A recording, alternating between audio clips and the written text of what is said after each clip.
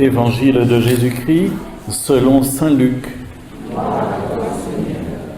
Beaucoup ont entrepris de composer un récit des événements qui se sont accomplis parmi nous, d'après ce que nous ont transmis ceux qui, dès le commencement, furent témoins oculaires et serviteurs de la parole. C'est pourquoi j'ai décidé, moi aussi, après avoir recueilli avec précision des informations concernant tout ce qui s'est passé depuis le début, d'écrire pour toi, excellent Théophile, un exposé suivi, afin que tu te rendes bien compte de la solidité des enseignements que tu as reçus. En ce temps-là, lorsque Jésus, dans la puissance de l'Esprit, revint en Galilée, sa renommée se répandit dans toute la région. Il enseignait dans les synagogues et tout le monde faisait son éloge. Il vint à Nazareth, la ville où il avait été élevé.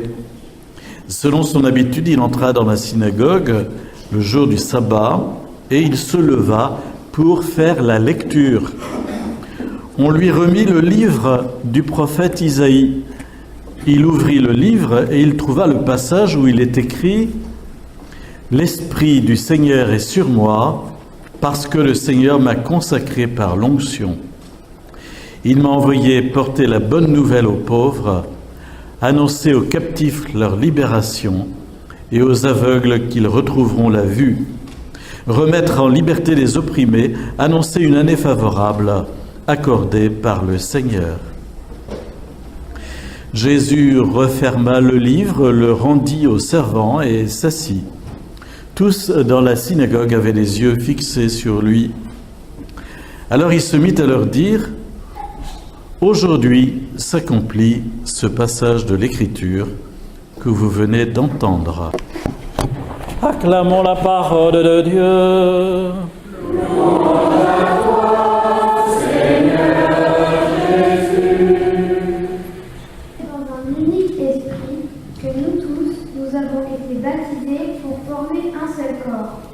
Le corps humain se compose non pas d'un seul, mais de plusieurs membres.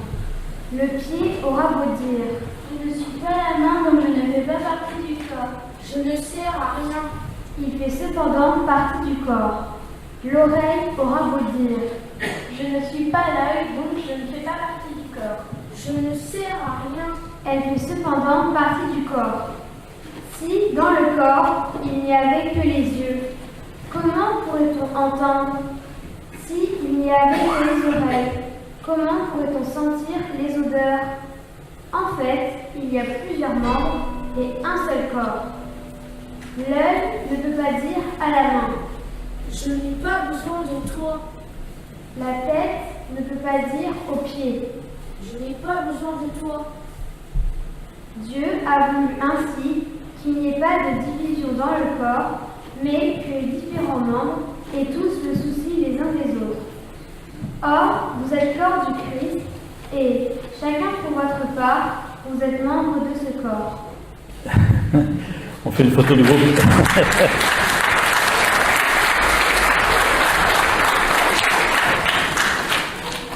On fait une photo de groupe. Merci. En préparant cette célébration d'aujourd'hui, on a pensé que c'était plus facile de s'attarder un peu sur la seconde lecture tirée de la lettre de Paul aux Corinthiens sur le corps, les membres du corps. Chacun est un membre du corps. Chacun a sa place et chacun a un rôle particulier et chacun a une richesse et chacun est beau. Et chacun est indispensable. Et on ne peut pas dire « j'ai pas besoin de toi, tu ne sers à rien ». Chacun a sa place, chacun est indispensable. La vraie question peut-être, c'est de prendre sa place précisément et de ne pas être un membre qui roupille dans son coin, qui vraiment ne fait rien, mais vraiment d'être au service du corps.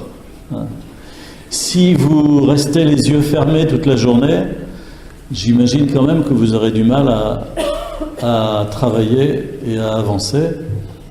Si vous restez les yeux fermés. Si vous restez à dormir toute la journée, c'est la même chose, quoi.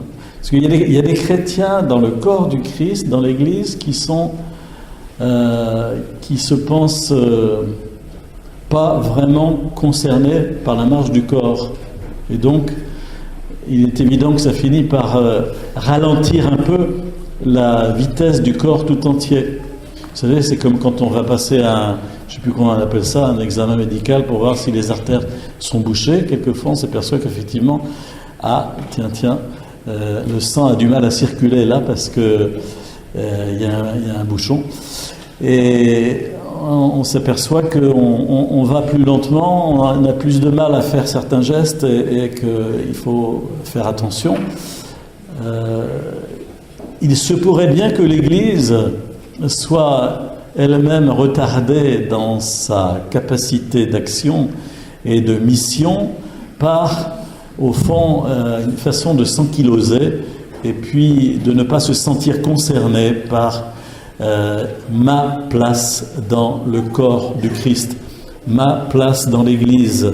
Nous avons besoin de tous pour que l'Église soit vraiment missionnaire, pour qu'elle puisse porter l'Évangile autour à tous les hommes qui cherchent. Nous avons besoin de chacun, et chacun a sa place, même s'il n'a pas la place des autres.